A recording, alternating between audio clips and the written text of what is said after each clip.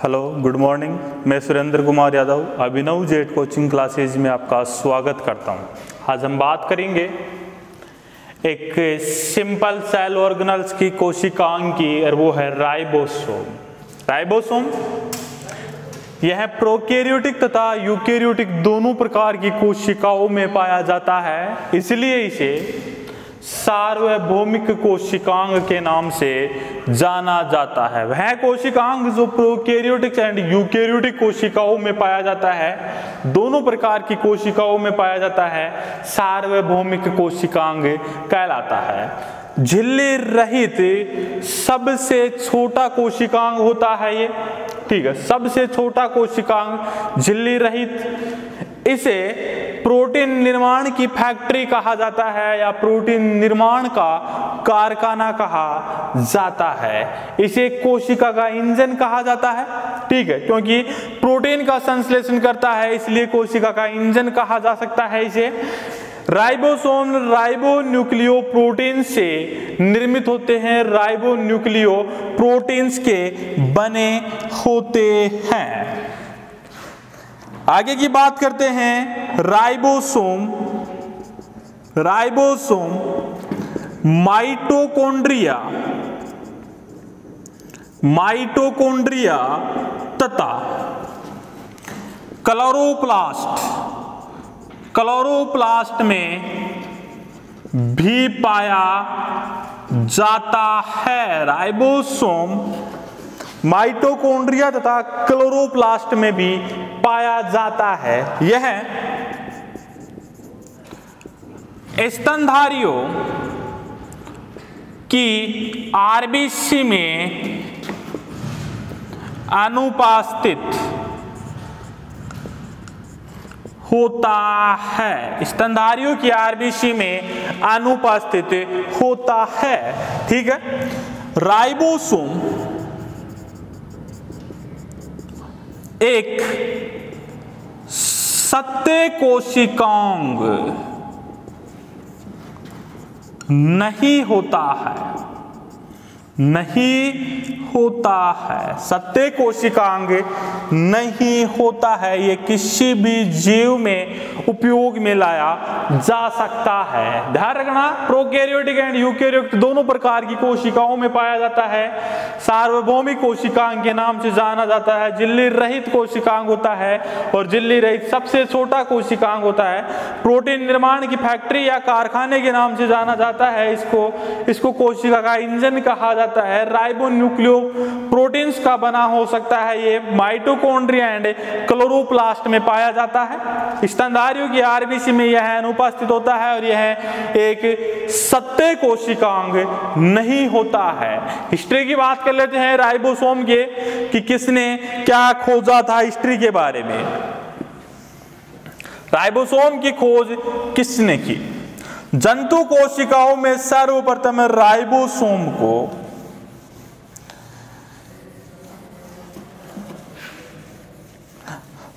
जंतु कोशिका में सर्वप्रथम राइबोसोम को पैलाडे ने खोजा।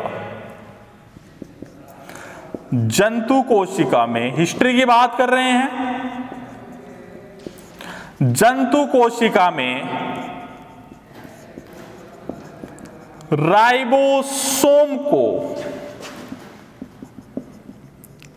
सर्वप्रथम खोजा।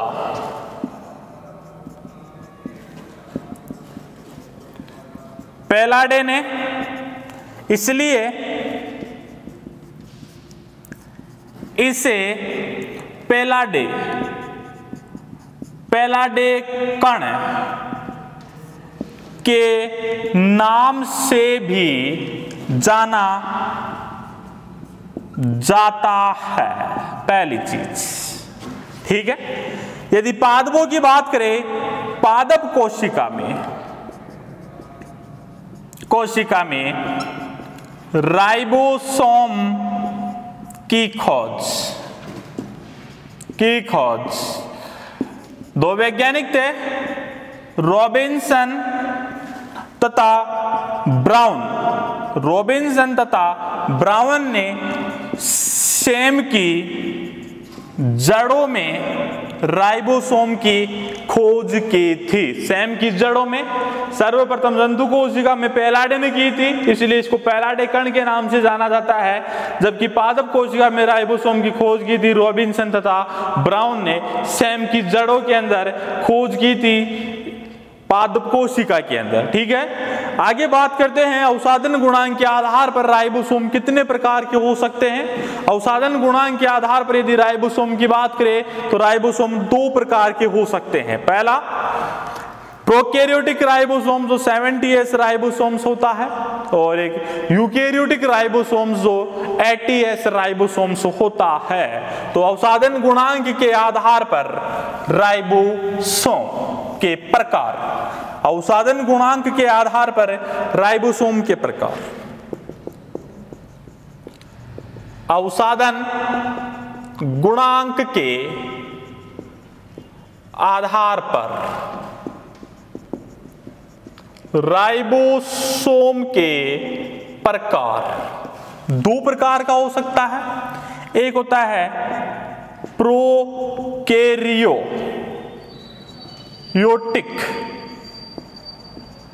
राइबोसोम और दूसरा होता है eukaryotic ribosome. Prokaryotic ribosome 70S type का हो सकता है और यूकैरियोटिक राइबोसोम 80S प्रकार का हो सकता है। ठीक है, prokaryotic ribosome and eukaryotic ribosome. Prokaryotic ribosomes की बात कर लेते हैं। प्रोकैरियोटिक राइबोसोम यह 70S प्रकार का होता है पहली चीज। दूसरी बात करते हैं, यह कोशिका द्रव्य में बिखरा छोटा राइबोसोम होता है, छोटा राइबोसोम होता है। तीसरी बात यह दो उप इकाइयों से मिलकर बना होता है, दो सब यूनिट्स उप इकाइयों से मिलकर बना होता है। एक होती है स्मॉल सब यूनिट जो 40S होती है, 30S, और एक होती है लार्ज सब यूनिट जो होती है 50S। यदि बात करें, ये होती है छोटी सब यूनिट और ये होती है राइबोसोम्स की बड़ी सब यूनिट होती है। ये स्मॉल सब यूनिट है मेरे पास में, स्मॉल सब यूनिट जो 30S टाइप्स की हो सकती है, और ये होती है लार्ज सब यूनिट जो 50S टाइप की हो सकती है। यदि स्मॉल सब यूनिट की बात करें तो ये 16S rRNA से बनी होती है, जबकि लार्ज सब यूनिट की बात करें तो यह होती है दो प्रकार के rRNA से मिलकर बनी हो सकती है। एक होता है 5S rRNA और एक होता है 23S rRNA से मिलकर बनी होती है। तो स्मॉल सब यूनिट 16S rRNA की बनी होती है, जबकि लार्ज सब यूनिट 5S rRNA की तथा 23S rRNA की।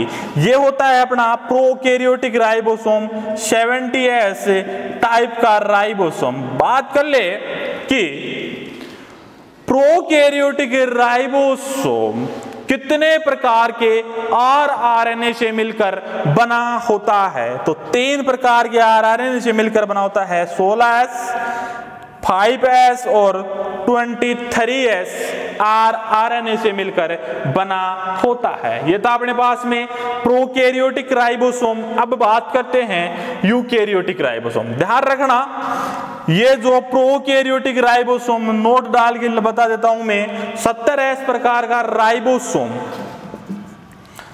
70S प्रकार का राइबोसोम माइटोकॉन्ड्रिया तथा क्लोरोप्लास्ट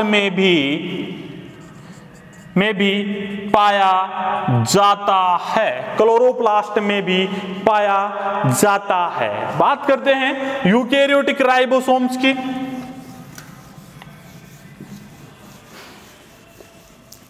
यूकैरियोटिक राइबोसोम 80S प्रकार का होता है। यह आकार में कैसा होता है? बड़ा होता है। यूकैरियोटिक राइबोसोम 80S प्रकार का होता है। यह आकार में बड़ा होता है। यह भी दो प्रकार की उप इकाइयों से मिलकर बना होता है। एक स्मॉल सब यूनिट होती है, और एक होती है लार्ज सब यूनिट। स्मॉल सब यूनिट होते हैं 14S और लार्ज सब यूनिट होती है 60S। 40S स्मॉल सब यूनिट और 60S लार्ज सब यूनिट होती है। यदि इसकी बात करें तो यह है स्मॉल सब यूनिट होती है और ये होती है लार्ज सब यूनिट। यह है स्मॉल सब यूनिट और ये होती है लार्ज सब यूनिट। स्मॉल सब यूनिट होती है 40S और लार्ज सब यूनिट होती है 60S। यदि स्मॉल सब यूनिट की बात करें हम तो यह होती है 18S, आरआरएनए से निर्मित होती है, जबकि लार्ज सब यूनिट होती है 5S, आरआरएनए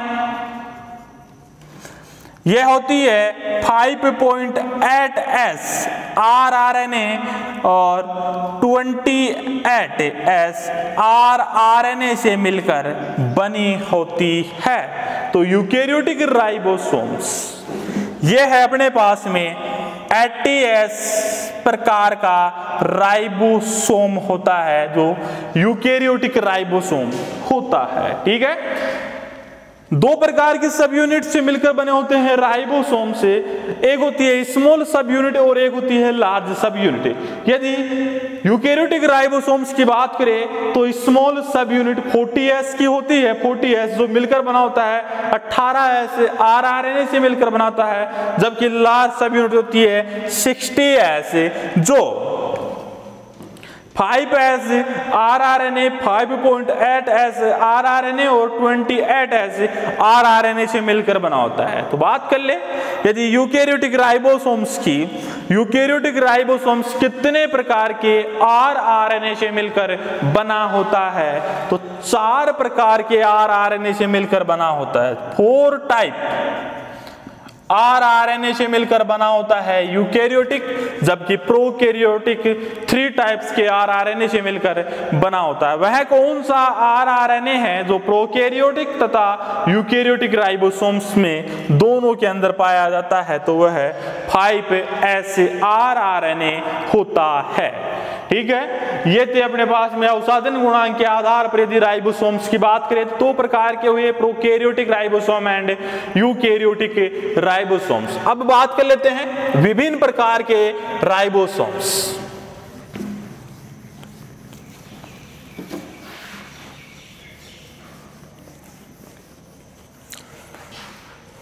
यदि मैं बात करूं विभिन्न प्रकार के राइबोसोम्स की, विभिन्न प्रकार के राइबोसोम, तो क्लोरोप्लास्ट में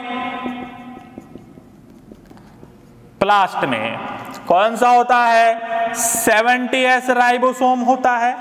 दूसरा, यदि माइटोकॉन्ड्रिया की बात करूं, माइटोकॉन्ड्रिया में B70S राइबोसोम्स पाया जाता है।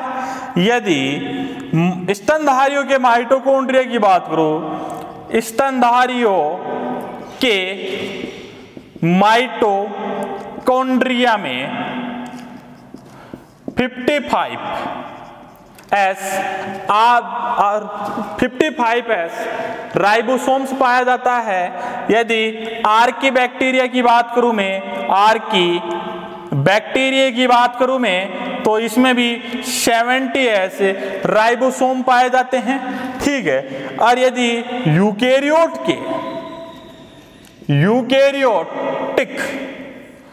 यूकेरियोटिक जीवों के साइटोसोल की बात करूं तो यहां पर पाया जाता है 80S राइबोसोम्स पाया जाता है। तो क्लोरोप्लास्ट में 70S, माइटोकॉन्ड्रिया में भी 70S, स्तनधारियों के माइटोकॉन्ड्रिया में 55S आरआरएनए पाया जाता है, आर्की बैक्टीरिया में 70S राइबोसोम्स पाया जाता है। और यदि यूकेरियोट के साइटोसोल की बात करूं तो 80S राइबोसोम्स पाए जाते हैं। ध्यान रखना, राइबोसोम्स दो प्रकार की उप इकाइयों से मिलकर बना होता है। दोनों उप इकाइयां मैग्नीशियम आयंस के द्वारा आपस में जुड़ी हुई होती है। तो दूसरी चीज देखते हैं कि राइबोसोम दो प्रकार की उप इकाइयों से मिलकर बना होता है, पहली चीज। दूसरी बात, दोनों उप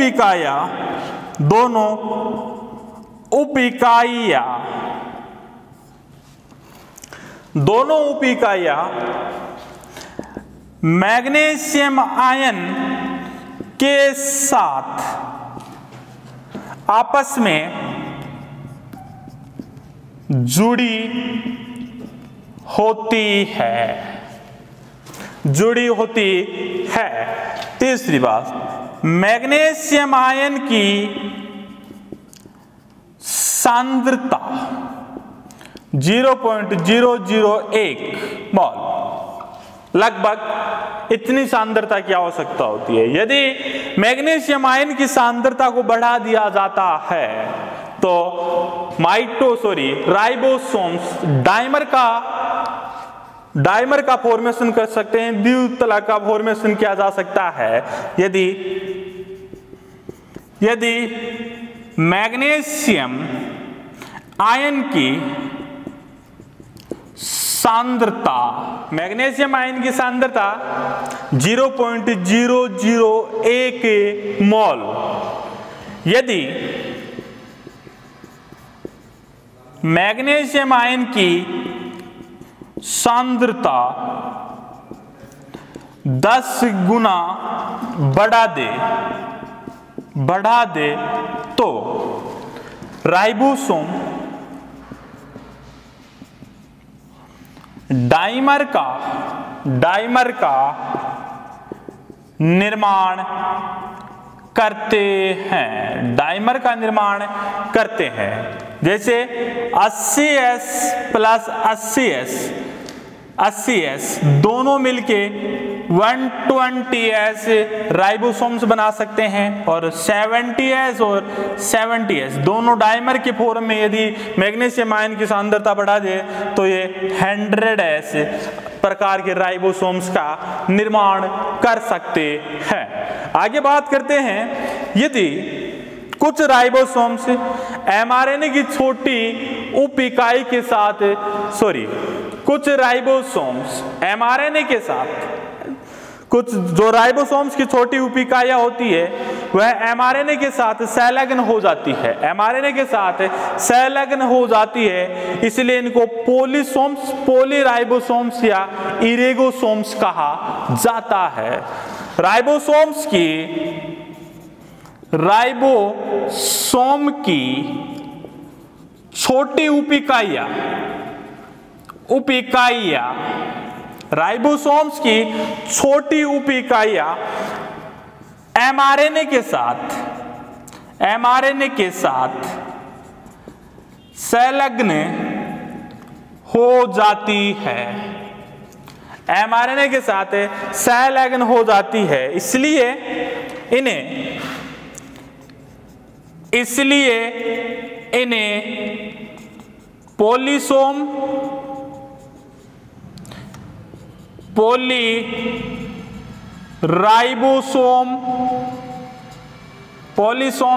पॉलीराइबोसोम या इरेगोसोम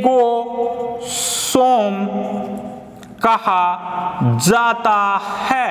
इरेगोसोम से कहा जाता है। राइबोसोम्स की कुछ छोटी उप इकाइयां एमआरएनए के साथ संलग्न हो जाती है, इसलिए इन्हें पॉलीराइबोसोम्स या इरेगोसोम्स कहा जाता है। जबकि बड़ी उप इकाइयों के पास में दो साइट हो सकती है। ए साइट होती है जो एमाइनो संश्लेषण के लिए स्थल बनाती है, टीआरएनए के लिए स्थल बनाती है, जबकि जो पी साइट होती है वो पॉलीपेप्टाइड्स के लिए साइट बनाती है। राइबोसोम्स के कार्य देख लेते हैं।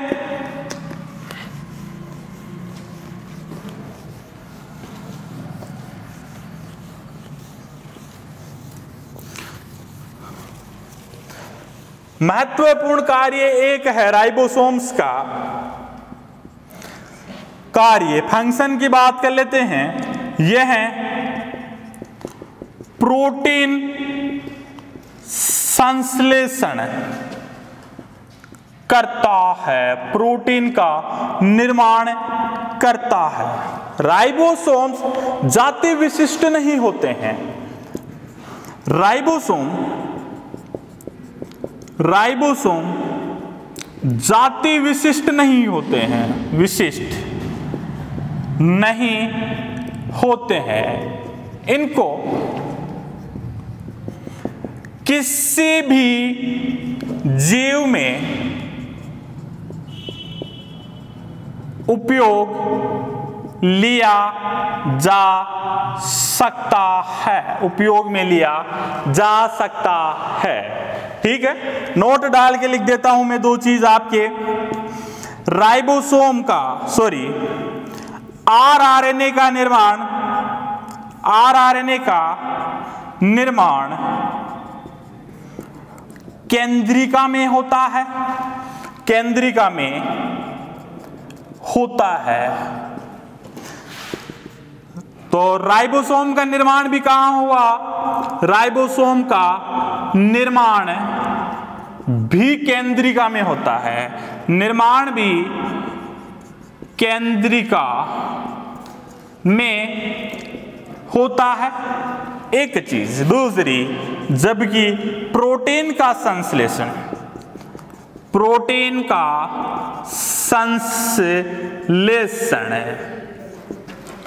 कोशिका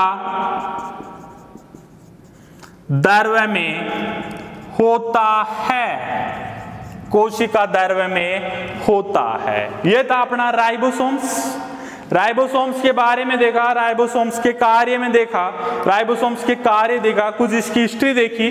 ठीक है, थैंक्स अ लॉट। यदि आपको वीडियो पसंद आया हो, लाइक, शेयर एंड सब्सक्राइब कीजिए, और यदि किसी प्रॉब्लम आए तो कमेंट्स बॉक्स में जाके टाइप करें। थैंक्स।